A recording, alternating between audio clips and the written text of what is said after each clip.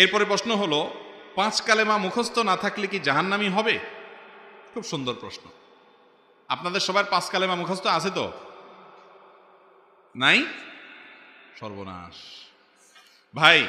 5 কালেমা কি কি আছে? কালিমায়ে তাওহীদ, কালিমায়ে শাহাদা, কালিমায়ে তয়্যিবা, কালিমায়ে তামজিদ, আর কি?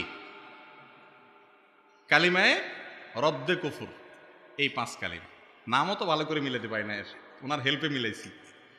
তাহলে বোঝা গেল যে এই 5 কালিমা আলাদা আলাদা মুখস্থ করতে হবে এমন কোনো বিষয় জরুরি না। এই 5 কালিমার বিশেষ করে কালিমায়ে তাওহীদ, তামজিদ যা বলতেছে ঘুরে ফিরে একই জিনিস। সেটা কি?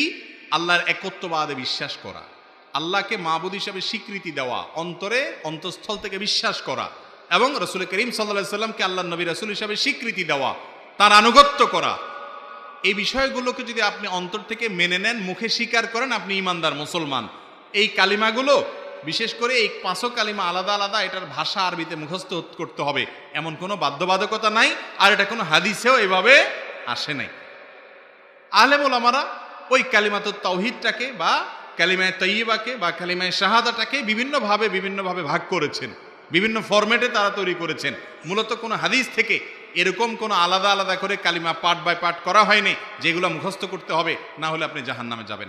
মূল বিষয়টা হলো আপনার ভিতরে তাওহীদের বিশ্বাস আছে কিনা, রিসালাতের বিশ্বাস আছে কিনা। আশহাদু আল্লা ইলাহা ইল্লাল্লাহ ওয়া আশহাদু আন্না মুহাম্মাদান আবদুহু ওয়া রাসূলুহু, এই কথার বিশ্বাস আপনি করেন কিনা। মুহাম্মদ আল্লাহর গোলাম এবং রাসূল সাল্লাল্লাহু আলাইহি সাল্লাম, এবং আল্লাহ ছাড়া সত্যিকারের ইবাদতের উপযুক্ত আর কেউ নাই, এই কথা আপনি অন্তরে বিশ্বাস করেন কিনা, মুখে স্বীকার করেছেন কিনা, এর উপরে ভিত্তি করে আপনি মুসলমান না মুসলমান। ওই 5 কালেমা যে মুখস্থ করতে হবে এরকম কোনো কথা নাই।